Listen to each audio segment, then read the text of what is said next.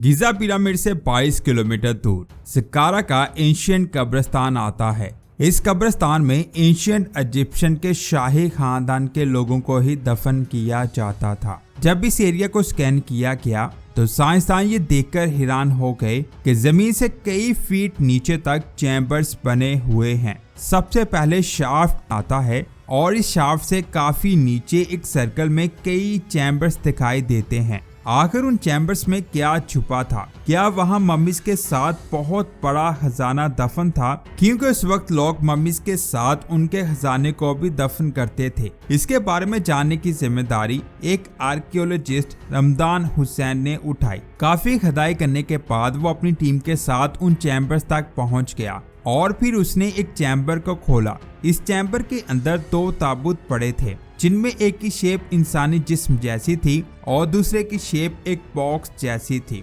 बड़े ताबूत के ढक्कन पर कलर से कुछ लिखा हुआ था, जबकि दूसरे ताबूत के ढक्कन पर खरोंच कर कुछ लिखा गया था। यानी रमदान को 2 अबारतें मिल चुकी थी। इन अबारतों में इन दोनों के नाम लिखे हुए थे। इस मम्मी का नाम जैनीमित था और इसका नाम ईपॉट। साथ ही रमदान को ये भी पता चल गया कि ये दोनों प्रीस्ट यानी पुजारी थे। रमदान ये जानकर बड़ा हैरान हुआ कि इस कब्रिस्तान में सिर्फ और सिर्फ शाही खानदान के लोगों को ही दफन किया जाता था। तो इन दोनों प्रीस्ट को इस कब्रिस्तान में क्यों दफन किया गया? क्या उस दौर में प्रीस्ट को बहुत ज्यादा अहमियत दी जाती थी? इसका जवाब जानने के लिए सलीमा इकराम नील नदी के किनारे मौजूद लक्सर सिटी में गई। यहाँ एक प्रीस्ट का बहुत बड़ा मकबरा है जिसका नाम पेडियामेनोपेट है। हैरान करने वाली बात यह है कि इस प्रीस्ट की कब्र बहुत ज्यादा बड़ी है और पूरे सिटी में ये सबसे बड़ी गैर शाही कब्र है। इस मकबरे में कुल 22 कमरे हैं।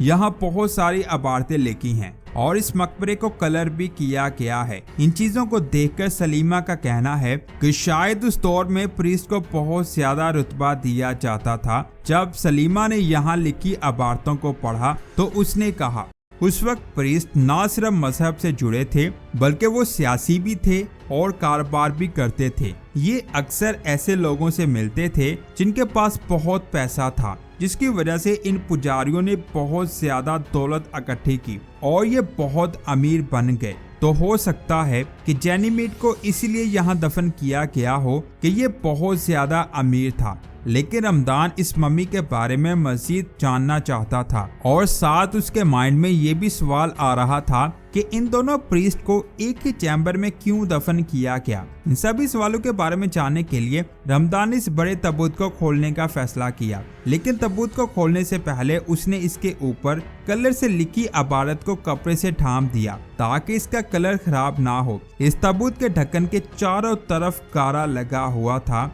इस सील को तोड़ने के बाद जैसे ही इस ढक्कन को हटाया गया तो अंदर का मंजर देखकर सबके होश उड़ गए। इस ताबूत में एक मम्मी थी जो मनकों से भरे कफन से लिपटी हुई थी। इस मम्मी का चेहरा कपड़े से ढका हुआ था जिस पर आंखें, नाक और कान बने थे। 2600 सालों बाद भी ये लिबास बिल्कुल सही हालत में था, जिसे देखकर ऐसा लग रहा था कि यह प्रीस्ट जैनीमिट एक बहुत अमीर आदमी था। इसके बारे में मजीद जानने के लिए रमदान ने उस अबारत के ऊपर से कपड़े को हटा दिया और उसे वहां एक नाम दिखाई दिया, नेजस। यानी ये प्रीस्ट नाउज़ुबिल्लाह नेजस की पूजा करता था। इसके नाम को आप स्क्रीन पर देख सकते हैं। इसके नाम के साथ एक सांप बना हुआ है, जिसका मतलब है कि उस वक्त लोग नाउज़ुबिल्लाह नेजस को सांपों की देवी मानते थे। दूसरी तरफ रमदान ने एक और चैम्बर को ओपन किया तो उसमें एक टूटे ताबूत के अंदर एक मम्मी पड़ी थी।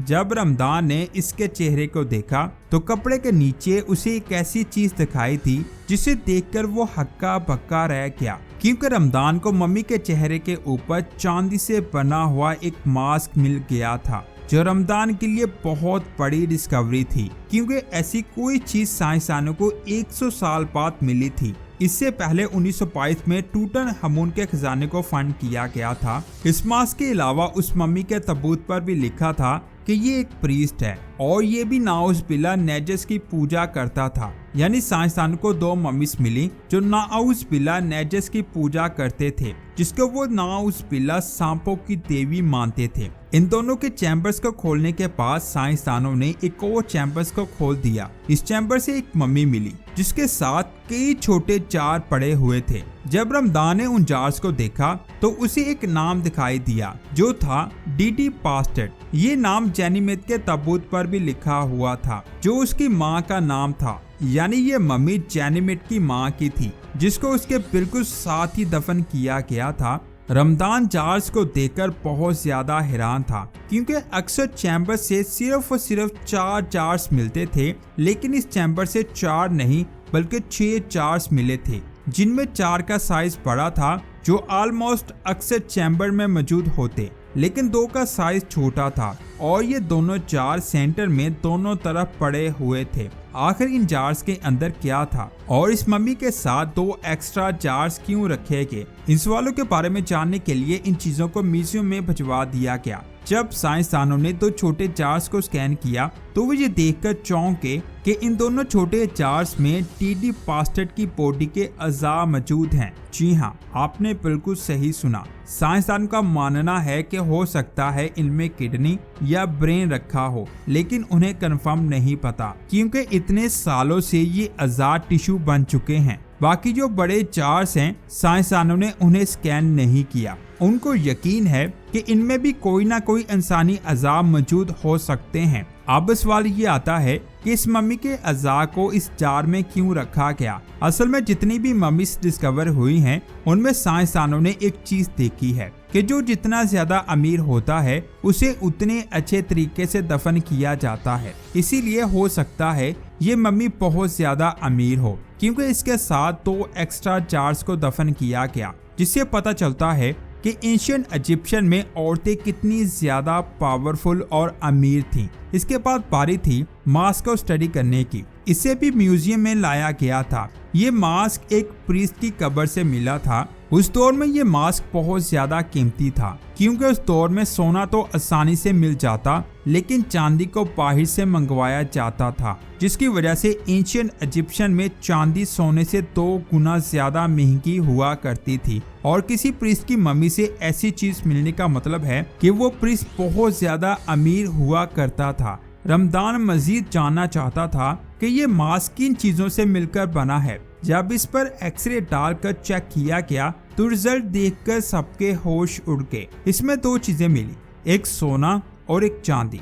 जो इसमें सोना इस्तेमाल किया गया था वो 60% प्योर था, जबकि इसमें जो चांदी इस्तेमाल की गई वो 99.07% प्योर थी। इस चीज ने रमदान को और ज्यादा हैरान कर दिया क्योंकि इससे पहले उसने इतनी खालिस चांदी को नहीं देखा था। आमतौर पर खालिस से खालिस चांदी भी 93% प्योर होती है, लेकिन ये 99.07% प्योर थी, जिससे पता चलता है कि उस दौर में प्रीस्ट कितने ज्यादा अमीर हुआ करते थे। मम्मीज के साथ इतनी कीमती चीजें रखने का मतलब है कि उस वक्त ये एक कारोबार था। जो कोई जितना पैसा देगा उसके साथ उतनी कीमती चीजें रखी जाती। अब रमदान ये पता लगाना चाहता था कि एक ही चैम्बर में 2 ताबूत क्यों रखे गए। इसके लिए वो वापस उसी चैम्बर में आता है और वो ई पॉट की मम्मी को देखता है। इस मम्मी को किसी चीज से कवर किया गया था, लेकिन जैसे ही उसने इसके चेस्ट और शोल्डर को अच्छे से देखा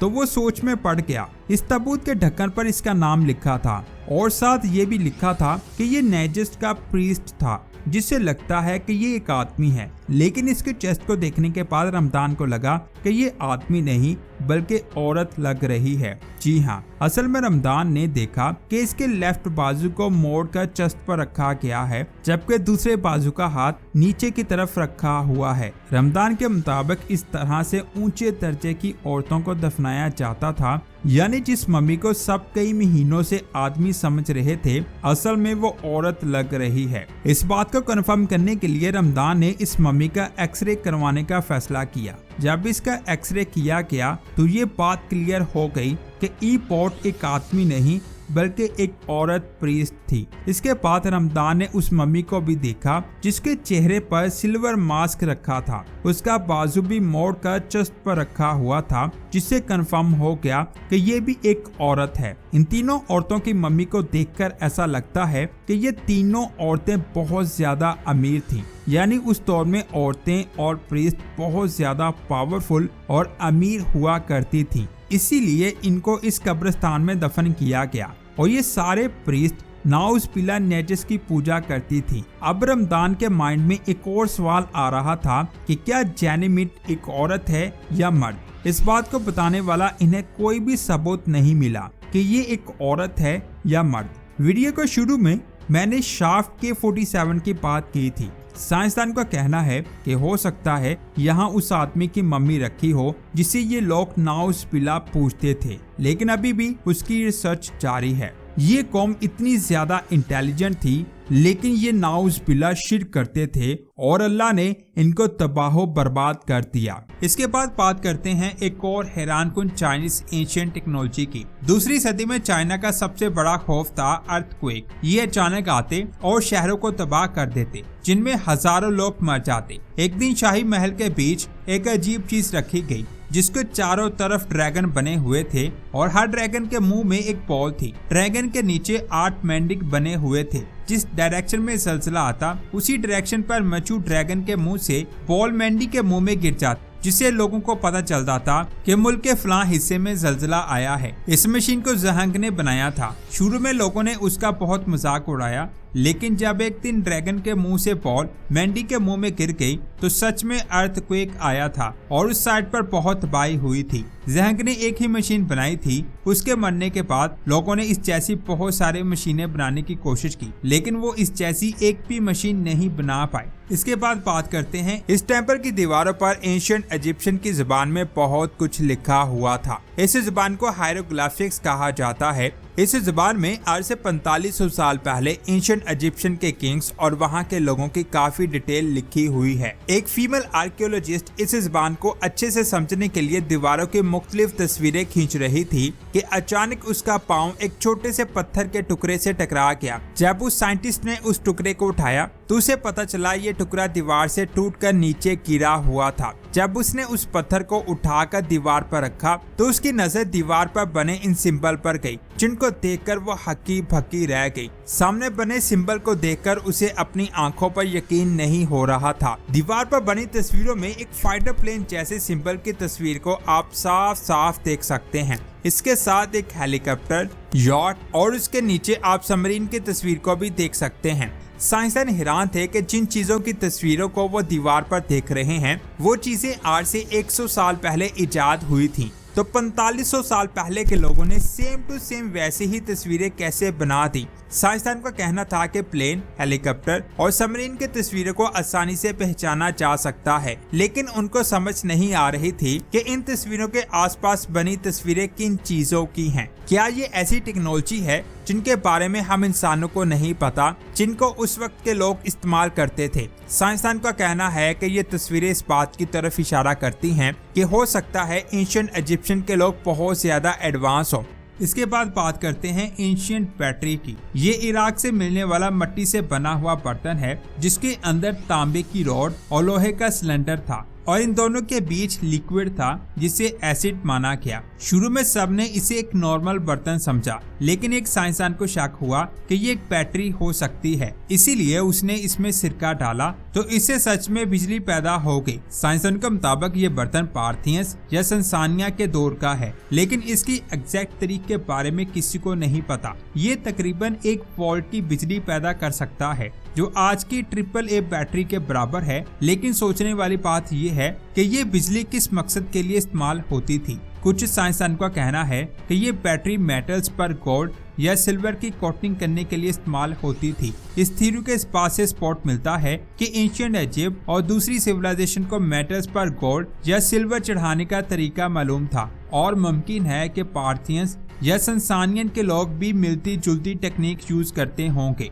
लेकिन सब लोग इस बात पर यकीन नहीं करते कि बगदाद बैटरी असल में बैटरी ही है। कुछ लोगों का कहना है कि ऐसे बर्तन एंशिएंट दुनिया में आम थे और उनको बिजली के बगैर भी मुख्तलिफ पर्पस के लिए इस्तेमाल किया जा सकता था। इसके बाद मैं जिस एंशिएंट टेक्नोलॉजी की बात करने लगा हूँ उसके बारे में जानकर आपके होश उड़ जाएंगे। क्या आपने कभी सोचा है कि एंशिएंट इजिप्शियन सफर कैसे करते थे? आपके दिमाग में शायद घोड़े की सवारी या कोई बड़ी कश्ती का ख्याल आया होगा, लेकिन उस वक्त के लोग एक बहुत बड़े समुद्री जहाज का इस्तेमाल करते थे जिसका साइज आज के एयरक्राफ्ट कैरियर के बराबर होता था। ये जहाज 3rd सेंचुरी BCE में बनाया गया था, इसलिए पोटलीमई के कहने पर बनाया गया था। ये शिप इतना ज्यादा बड़ा था कि एक वक्त में इस पर 7,500 लोग आराम से सफर कर सकते थे, जबकि आज के एयरक्राफ्ट कैरियर पर 5,500 लोग सफर कर सकते हैं। ये शिप 130 मीटर लंबा था। देखने में ऐसा लगता था जैसे 2 शिप्स को जोड़कर बनाया गया हो। आज का एयरक्राफ्ट कैरियर फ्यूल या न्यूक्लियर रिएक्टर की एनर्जी से चलता है, लेकिन उस पुराने शिप को 4,000 लोग मिलकर चलाते थे। इसमें 400 सेलर्स और 850 सोल्जर्स हुआ करते थे। इस पर इतने लोग मौजूद थे कि इसे एक छोटा टाउन भी कहा जाता था। ये वाकई में एंशिएंट इजिप्ट की कमाल की टेक्नोलॉजी थी। इसके बाद बात करते हैं जापान के साउथ ईस्ट में पैसिफिक ओशन में समुद्र का सबसे गहरा पॉइंट आता है जिसे मारियाना ट्रेंच कहते हैं। मारियाना ट्रेंच समुद्र की सतह पर चांद की शक्ल का एक बहुत बड़ा डेंट है जिसकी लंबाई 2550 किलोमीटर और चौड़ाई 69 किलोमीटर है। इसी डेंट में दुनिया का सबसे गहरा पॉइंट चैलेंजर डीप है। चैलेंजर डीप 11,033 मीटर नीचे मौजूद है। समुद्र के इस हिस्से को बहुत कम स्टडी किया गया जिसे हैडल जोन कहते हैं। समुद्र की रोशनी ना पहुंचने की वजह से बहुत ज्यादा अंधेरा, खाने की कमी और हड्डियों को तोड़ देने वाला प्रेशर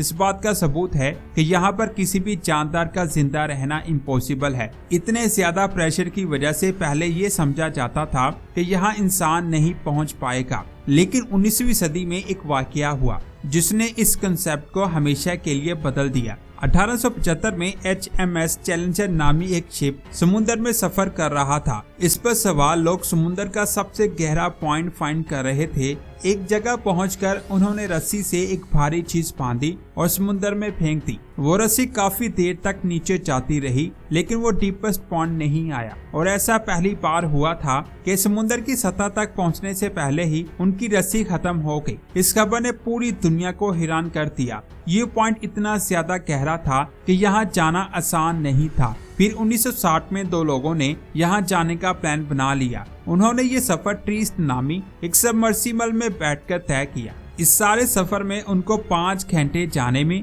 और 5 घंटे ऊपर आने में लगने थे। आप ये जानकर हैरान हो जाएंगे कि इस गहराई में पानी का प्रेशर सी लेवल से 1000 गुना ज्यादा होता है। जब वो काफी गहराई में गए तो उनकी सबमरीन की विंडो का शीशा क्रैक हो गया था, जिसकी वजह से वो चैलेंजर डीप पर सिर्फ 20 मिनट रुके और वापस ऊपर आ गए। इन 20 मिनट में उन्होंने वहाँ कुछ ऐसा देखा जिसने साइंसदानों को हिला कर रख दिया। समुद्र की सतह से 11,000 मीटर नीचे वो जिंदा मछली की एक किस्म को देखकर हैरान हो रहे थे। ये बात मैं आपको बता दूं कि चैलेंजर डीप इतना ज्यादा गहरा है कि अगर वहां माउंट एवरेस्ट को भी रख दिया जाए तब भी इसका काफी हिस्सा बच जाएगा। यहाँ पर पानी का प्रेशर 16,000 PSI होता है। अगर आप 1 इंच के एरिया पर 7,250 kg का वजन रख दें तो उस पर पड़ने वाला प्रेशर 16,000 PSI के बराबर होगा। वो ये देखकर बहुत ज्यादा हैरान हुए कि इतने ज्यादा प्रेशर